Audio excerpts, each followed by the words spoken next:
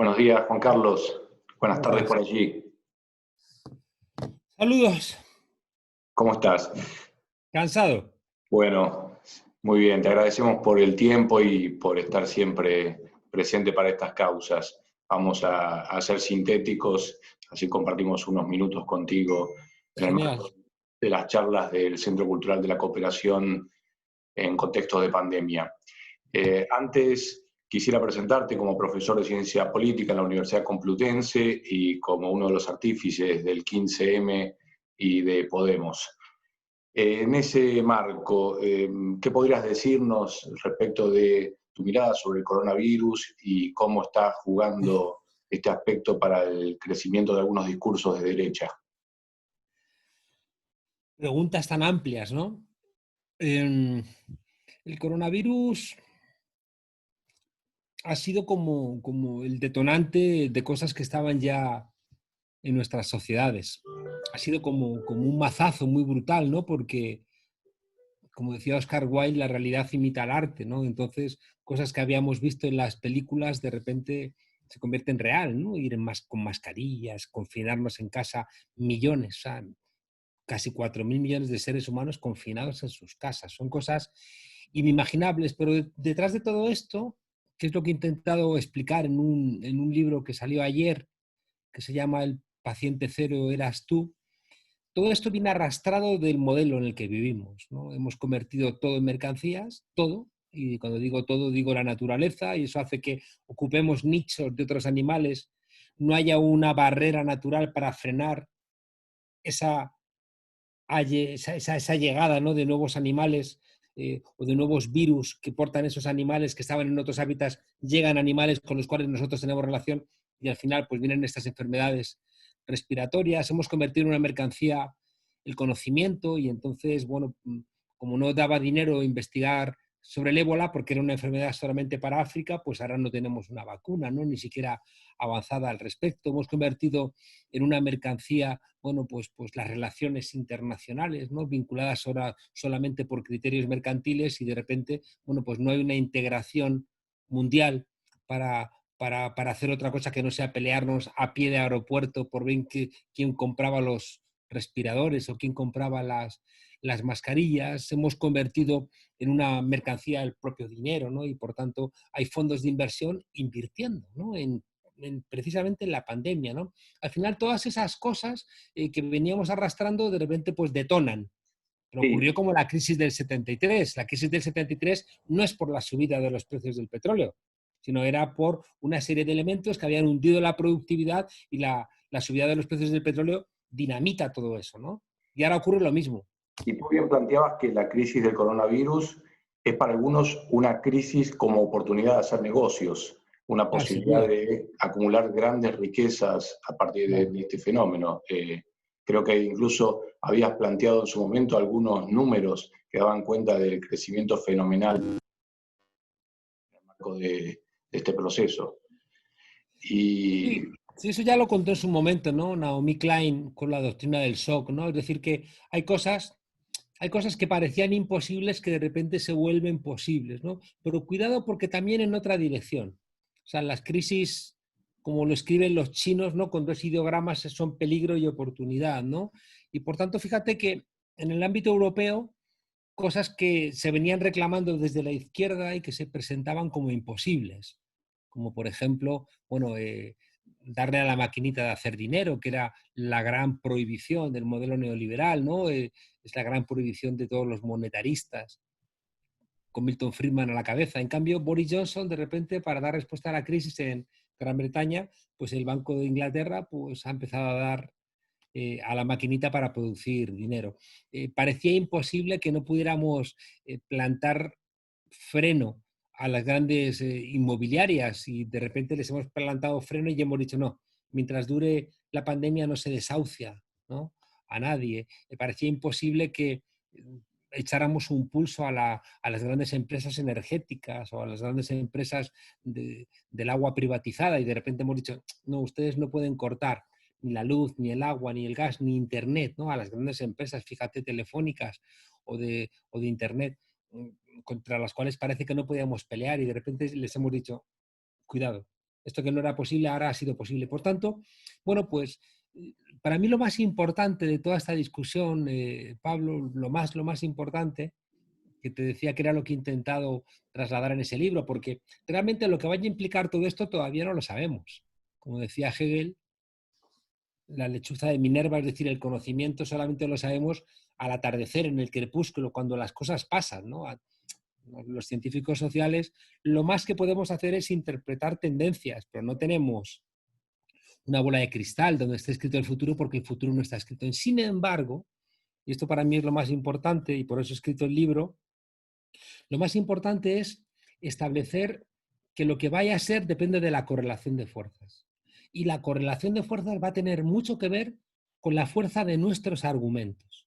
Por ejemplo, si somos capaces de ahora mismo colocar en el centro de los debates en nuestros países la idea de que sin servicios públicos de sanidad vivimos en la Edad Media, bueno, pues estamos perdidos. En cambio, si ahora mismo hacemos valer ese discurso, ahora que tenemos fresco el dolor de las muertes, ahora que tenemos fresco lo que ha significado que haya gente que se ha muerto en salas de espera o se ha muerto en sus casas o en residencias porque no había suficiente sanidad pública, bueno, es el momento para que ese discurso de la derecha durante los últimos 30 años ha estado diciéndonos que lo privado era mejor que lo público. Ha estado diciéndonos que era mucho más eficiente la sanidad privada que la pública. Mentira.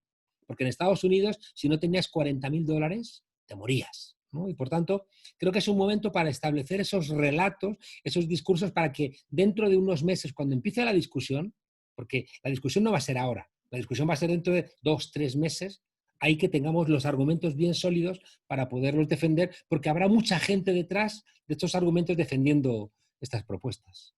Claro, hay ciertas amenazas de retrocesos y por otro lado una necesidad de correr los límites de lo posible, como también Claro, en el dices. corto plazo yo soy pesimista, ¿eh?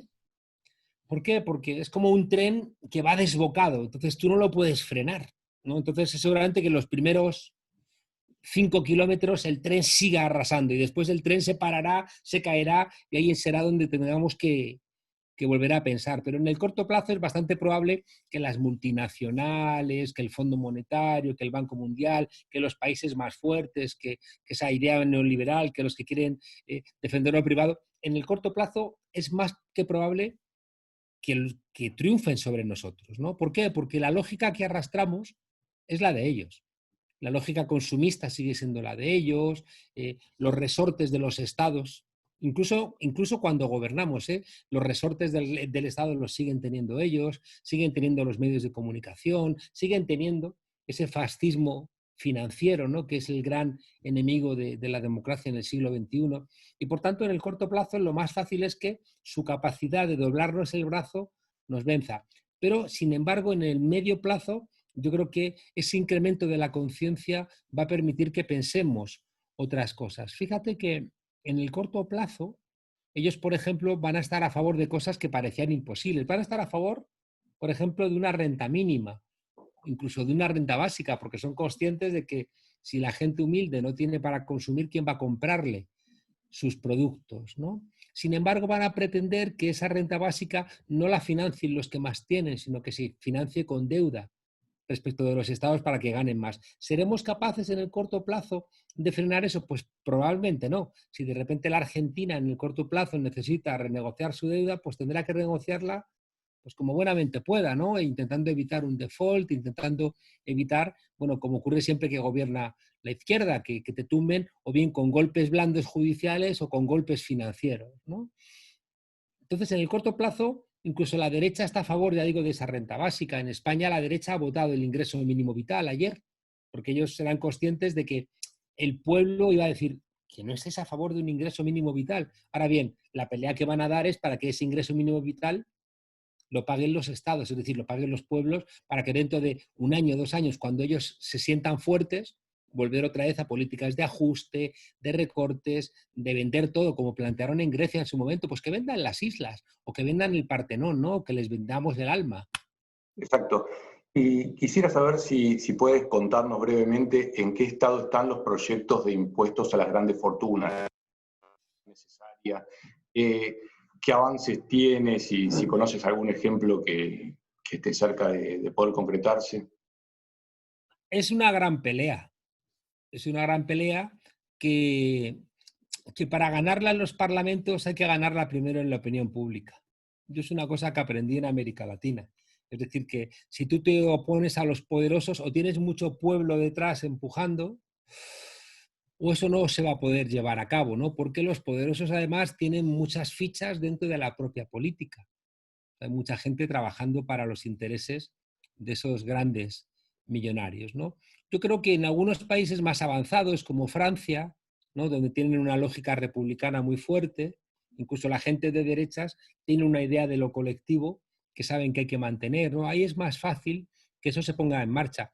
Pero es que también tenemos que ser conscientes del retroceso que llevamos. Es que en el New Deal de Roosevelt, en los años 30 y 40, es que las grandes fortunas a un 90% de sus impuestos, un 90%. O sea, por cada dólar que ingresaban, 90 centavos iban para el tesoro, iban para la hacienda pública. Es decir, que eran impuestos realmente progresivos que fueron los que permitieron el desarrollo tan brutal de los Estados Unidos. Hoy, en cambio, cuando se plantea un impuesto a las grandes fortunas, ocurre algo parecido a lo que ocurrió con las farmacéuticas y las aseguradoras cuando Obama planteó el Medicare, ¿no? Dijeron, cuidado porque ahora puede parecer interesante, ¿no? que el Estado se haga cargo de una seguridad social para todos, pero eso es un big government, es un gran gobierno que va a ser comunismo y al final van a quitarte lo que tengas, ¿no? Y claro, hay gente que dice, pero ¿tú qué tienes si no tienes nada? ¿No? Es como, pero da igual, gente en esa lógica aspiracional dice, no, no, yo no quiero que el gobierno me quite nada, pero que no tienes nada. Recuerdo una vez que me contaban en una campaña electoral en Venezuela, en los cerros pobres, ¿no? donde todavía había y hay no tanta miseria, uno de los candidatos del Partido Socialista Unificado de Venezuela estaba un paisano contándole las bondades de votar por el PSUV, ¿no? Por lo que habían avanzado en la distribución de la renta, bueno, pues los alimentos, la cultura, etcétera. Y entonces, bueno, el hombre aquel escuchó al candidato, que era un hombre negro, que había sido el primer alcalde de Caracas, Aristóbulo Istúriz, y este otro hombre, pobre, pobre de solemnidad, le dijo, bueno, pero yo, aunque entiendo lo que usted dice y lo aprecio, pero yo no les voy a votar a ustedes. Y le dije, ¿por qué no nos van a votar a ustedes? Porque ustedes me van a quitar lo que yo tenga, ¿no? Y entonces Aristóbulo le dice, pero oiga, vamos a ver, tiene usted la luz enganchada ilegalmente al poste de la luz allá afuera, tiene usted los cristales rotos, tiene usted la cama calzada con los miserables de Víctor Hugo que le regalamos nosotros, no para que calzara la mesa, sino para que leyera, porque además les hemos ayudado para que ustedes sepan leer y escribir. ¿Qué le vamos a quitar? Y el hombre contesta, ya, ¿y si me toca la lotería? Entonces, de alguna manera, esa idea aspiracional está cuajada en nuestras sociedades. Y hay gente que dice, no, no, no, no hagamos un impuesto a los ricos, porque si yo soy rico, igual también me van a quitar a mí la mitad de mi riqueza. Y fíjate que no se está hablando de esas cifras, ¿eh? Se está hablando de cifras mucho más modestas, que en otros momentos han funcionado. En Alemania, cuando cae el muro de Berlín en el año 89, se establece un impuesto que es verdad que es que no es a las grandes fortunas, es un impuesto a todos los alemanes y lo pagan religiosamente, ¿no? Yo creo que es una batalla, la batalla fiscal la perdimos en los años 70, ¿no? donde fueron capaces, ¿no? La derecha neoliberal de decir que pagar impuestos era malo, ¿no? Y entonces, claro, pues si hemos vendido a las empresas públicas y no se recaudan impuestos a los que más tienen, el Estado no tiene una base fiscal ni para hacer escuelas, ni para hacer hospitales, ni para hacer carreteras, ni para hacer absolutamente nada. Ocurre, bueno, pues al final eso, ¿no? Una sociedad aislada como Estados Unidos o como la que quiere construir Bolsonaro en Brasil, donde al final se regresa, pues eso, una suerte de guerra civil larvada, escondida, que hace la vida muy poco apetecible. Bien, bien, muy claro. Y por último, quería consultarte acerca de tu opinión de cómo ves el proceso en España, si está en camino hacia un Estado decente, como vos planteás en alguna de tus intervenciones, Mm. si hay algunos pasos hacia perspectivas más igualitarias. Yo creo que se ha avanzado mucho en España. Es decir, que en España ha habido, con el 15M, el movimiento de los indignados, hubo un cortocircuito, ¿no? Porque yo no me canso de explicar que el 15M no venía con respuestas, venía con preguntas.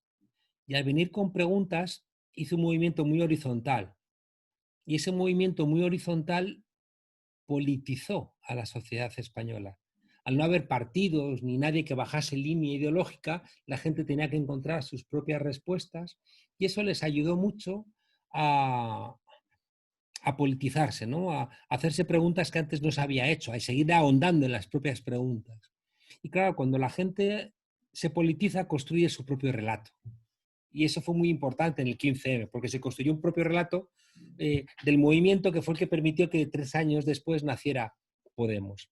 Claro, el nacimiento de Podemos, pese a que fracasó a la hora de gobernar, eh, cosa que también tiene sus ventajas, sobre todo porque seguramente hubieran dado un golpe blando o duro o de lo que fuera, ¿no? En España no hubieran permitido, ¿no? Que gobernase una fuerza política como Podemos. Entonces, gracias a ese impedimento, ¿no? A esa policía política que se inventó, se han construido pruebas falsas contra nosotros, nos han acusado de cualquier barbaridad durante estos 6 años, ¿no? Nos han intentado echar de nuestros trabajos, nos han intentado, pues eso, estigmatizar, ¿no? Prácticamente menos matarnos, ¿no? Porque esto aquí no está dentro de los cálculos, pero todo lo demás, matarnos civilmente lo han intentado, ¿no? Sí, No como la pudieron. jueza Vicky Rossell, por ejemplo, Claro. entre otras Sí, tantas sí. acciones. Sí, a todos nosotros, ¿no? Todos nosotros hemos tenido, yo he tenido 14 juicios, creo, ¿no? O sea, han intentado con todos nosotros, ¿no? Intentar, ya digo, sacarnos fuera del juego político, no han podido, ¿no? Nos han fusilado, pero nos han fusilado mal, ¿no? Y aquí estamos todavía, vivitos y coleándose y más fuertes. Y entonces eso nos permitió formar un gobierno con el Partido Socialista y rompió, de alguna manera, esa entente que había entre los partidos socialdemócratas y los partidos demócratas cristianos, que construían una gran coalición que lo que hacía era seguir insistiendo en el modelo neoliberal. Al tener que gobernar el Partido Socialista con nosotros, hemos sido capaces de correr, ¿no?, hacia la izquierda buena parte de las políticas que se estaban poniendo a cabo y la gente se da cuenta, ¿no? Y por eso la oposición está siendo tan brutal contra el gobierno, ¿no?, y los medios de comunicación. Ya está habiendo intentos de golpes blandos. Ahora mismo el Tribunal Constitucional, una parte que hay muy infectada por el Partido Popular, está intentando invalidar la legislatura por la forma en que prometieron el cargo algunos diputados, que es como, ¿no? Es como una cosa que les debiera dar vergüenza a esos jueces plantear siquiera la posibilidad de que ellos pueden invalidar la decisión popular, pero da igual, ¿no? No han dado un golpe de Estado en Bolivia, no están constantemente intentando, no están buscando encarcelar a Rafael Correa, no sacaron a Lula de la carrera electoral que le sacaba 30 puntos, es decir, son muy inmorales. Hay una diferencia y es que Europa tiene la ventaja de que el Estado de Derecho de la Unión Europea, muy marcado por Alemania, por Francia, pues tiene mucho peso, ¿no? Entonces, estos intentos, yo creo que no tienen mucho futuro, pero molestan, ¿no? Y sobre todo alimentan a la extrema derecha, que es prácticamente ahora toda la derecha, le alimentan la posibilidad de lograr en los juzgados lo que no son capaces de lograr en las urnas, ¿no? Entonces, te decía que el gobierno de coalición ha puesto en marcha cosas y además lo ha hecho a través del diálogo. Y eso ha sido una idea muy inteligente. En vez de imponer cosas, se ha intentado, a través del diálogo social, hacer copartícipes de las decisiones a los sindicatos, a la patronal y también a los sectores sociales, de manera que las medidas que se ponen en marcha tengan consenso social. Cuando ayer, fíjate, se aprueba un ingreso mínimo vital que fue insultado por la derecha. La derecha lo llamó paguita. Paguita es lo que le dan los padres a los niños, ¿no?, el fin de semana para que se compren dulces y cosas, ¿no? Entonces, llamaron paguita como un intento de decir, sois unos mantenidos por el Estado, ¿no? La derecha, que es una derecha parásita, que ha robado, Sí. el Partido Popular, que tiene casi 1000 imputados por robar a los españoles, el partido Vox, cuyo líder principal ha estado cobrando sin trabajar de una instancia pública que no hizo absolutamente nada. Estos llaman paguita, ¿no?, al ayudar a que haya 1 millón de hogares en España que tengan para comer algo al final del día, ¿no? Bueno, para poner esto en marcha, ya digo, y esto es muy importante, hubo discusiones, lo insultaron al Papa. La extrema derecha insultó al Papa porque el Papa defendió Claro. la existencia de un ingreso mínimo vital no solamente para España, sino para todo el mundo, ¿no? En cambio, sin embargo, ayer todos los partidos votaron o se abstuvieron, ninguno votó en contra. ¿Por qué? Exacto. Bueno, pues porque la ciudadanía se lo iba a hacer pagar caro. Es decir, no caigamos en ese error que cae a menudo la izquierda de decir que como no conseguimos acabar con el capitalismo, con el patriarcado y con el colonialismo, ya da todo lo mismo, ¿no? Porque cuidado, ¿no? O sea, si la derecha ha tenido que apostar por esta renta mínima vital, ha sido porque si votaban en contra, la gente se lo iba a hacer pagar en las elecciones. Y por tanto, esa es una victoria popular. Es una victoria popular que la ha articulado el Partido Socialista y sobre todo creo que Unidas Podemos, que es quien más, ¿no?, ha impulsado esta norma. Igual te decía antes que las normas que han impedido los desahucios, las normas que han puesto en marcha con la patronal, expedientes de regulación temporal de empleo, en vez de hacer expedientes de despido, expedientes donde hay un acuerdo entre el gobierno y la patronal. En España más débil, por ejemplo, que en Bélgica, porque en Bélgica la patronal se ha hecho cargo de una parte del salario. En España no, en España ha sido el gobierno, estamos hablando de casi 5.000 millones al mes para pagar. Pero bueno, eso implica que si dentro de 15 días, dentro de un mes, ¿no?, esas empresas pueden volverse a poner en marcha, bueno, ahí están esos trabajadores y no se han perdido ni las empresas ni los puestos de trabajo, ¿no? No es una medida socialista, no lo es, pero es una medida que quita mucho dolor, ¿no?, en nuestras sociedades. Y eso se ha hecho posible, ya digo, gracias, ¿no?, a este gobierno de coalición. Hay una cosa para mí muy, muy importante también, y es que por vez primera ha habido un acuerdo entre una ministra de Portugal, el vicepresidente de España, Pablo Iglesias, y una ministra de Italia, para pedir a la Unión Europea que ponga en marcha, ¿no?, esta idea de un ingreso mínimo vital.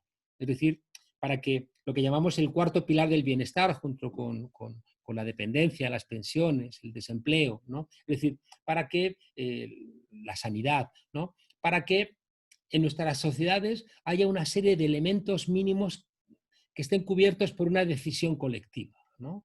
Entonces yo creo, bueno, creo que ya digo, no hemos acabado con el capitalismo, no hemos acabado con el patriarcado, no hemos acabado con el colonialismo, pero hemos logrado que todos los inmigrantes, aunque sean irregulares, tengan acceso a la sanidad, hemos logrado que haya ayudas para que en estos tiempos de confinamiento, donde ha aumentado tanto la violencia contra las mujeres, haya, ¿no?, tanto dinero como mecanismos para impedir esa violencia. Y hemos permitido, ya digo, bueno, pues que haya un desembolso de dinero donde la siguiente discusión es quién lo paga, ¿no? Porque claro, hemos conseguido redistribuir la renta, de acuerdo, y está muy bien. La siguiente discusión es quién lo va a pagar. Bueno, pues la parte de la derecha, incluida la parte de la derecha que está en el Partido Socialista. Van a plantear que se pague entre todos, con deuda pública, con ajustes, y después nuestra obligación es decir, no, vamos a pagarlo de una manera solidaria y quizá, que es una de las novedades que puede salir de esta pandemia, es que como nos hemos dado cuenta de que no podemos depender en algunos servicios básicos de la globalización, seguramente tenemos que poner en nuestros países procesos de reindustrialización, ¿no? Entonces, en esos procesos de reindustrialización, yo creo que el sector público va a tener importancia, ¿no? Y ahí aparecen otra vez posibilidades que habíamos perdido de obtener una base fiscal a través de una empresa pública. Bien, bien. Es muy, muy interesante lo que vos estás planteando y claramente marca que las luchas de ayer son los derechos de hoy y la necesidad que la ciudadanía esté movilizada. Las Así luchas de que, hoy, los derechos de mañana. Así es. exactamente. Bueno, Juan Carlos, un verdadero placer y te agradecemos por esta charla destinada a las y los desobedientes. Un abrazo grande y hasta pronto en el Centro Cultural. Un abrazo muy fuerte a las desobedientes y desobedientes de Argentina. Un abrazo fuerte. Gracias.